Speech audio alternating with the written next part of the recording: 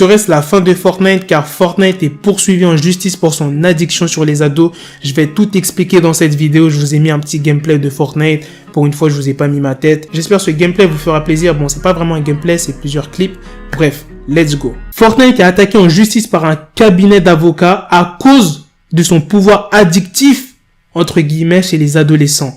Plus particulièrement les mineurs. Bon, j'ai même plus besoin de présenter le jeu Fortnite, même les gens qui habitent au Pérou ou bien à l'Antarctique, ils connaissent Fortnite. Et la question c'est pourquoi Fortnite est poursuivi en justice? Et bah la réponse elle est toute simple, c'est à cause des parents qui se plaignent que leurs enfants mineurs sont devenus vraiment addicts au jeu. Là, je vais vous raconter les effets de Fortnite sur 2 enfants et c'est pour ça que les parents ont décidé de porter plainte. Le premier enfant, il a 10 ans et il a joué plus de 1890 parties depuis le mois de décembre, provoquant des conflits avec ses parents. Et à ce qui paraît, il aurait dépensé l'ensemble de ses économies et tous les cadeaux de sa famille pour acheter des skins, des accessoires Fortnite quoi. Le deuxième, c'est un enfant de 15 ans, il a participé à 7781 parties. Là, c'est même pas joué de temps en temps, il a énormément joué. Le jeu a un impact majeur sur la quantité et la qualité de son sommeil. C'est ce qu'ils ont dit. C'est-à-dire le mec il dort pas trop, il est fatigué, mais il se bute quand même à Fortnite. Donc imaginez quand le mec il va en cours,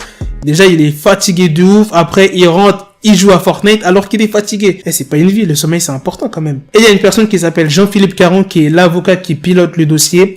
Il a dit, on parle d'un jeu qui a été développé par des équipes de psychologues spécialisés pour créer un caractère d'addiction et on reproche à la compagnie de ne pas avoir divulgué tous les risques et dangers inhérents au produit. L'addiction au jeu Fortnite a de réelles conséquences sur la vie des joueurs, dont plusieurs ont développé des problèmes au point qu'ils ne mangent pas, ne se douchent pas et ne se socialisent plus. Donc là, ils sont en train de voir si ça peut passer en justice, mais ça devrait prendre du temps, voire même 1 an si ça passe en justice. Et si Epic Games perd le procès, si ça va au procès, bien évidemment, eh ben Epic risque de perdre 10 voire 100 millions de dollars de dommages et intérêts. Et là, j'ai été choqué parce que j'ai appris un truc de ouf. Écoutez bien. Depuis janvier 2018, l'addiction aux jeux vidéo a été classée comme une maladie par l'OMS au même titre que les jeux d'argent ou la cocaïne. Ça veut dire que l'addiction aux jeux vidéo, c'est comme si c'était une drogue, comme si c'était les jeux d'argent, poker, etc., comme la cocaïne, crack, etc. Je suis désolé, moi je trouve qu'on est plus addict qu'on consomme de la cocaïne que jouer à des jeux vidéo, que ça soit Fortnite, GTA, Call of Duty, enfin bref, n'importe quel jeu. Bref les gars, dites-moi ce que vous en pensez dans les commentaires de cette story. Est-ce que c'est la faute à Epic Games si des enfants ne mangent plus, ne socialisent plus, ne se douchent plus, enfin bref, qui perdent la tête, qui pensent vraiment au jeu.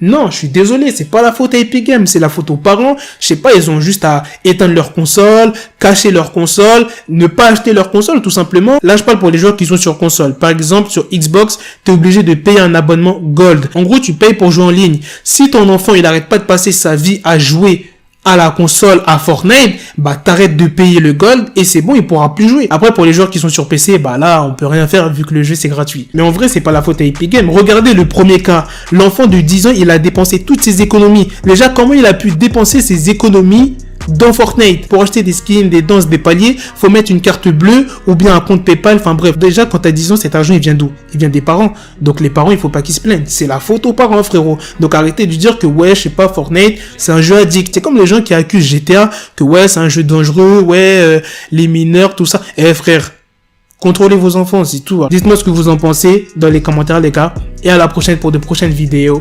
Peace.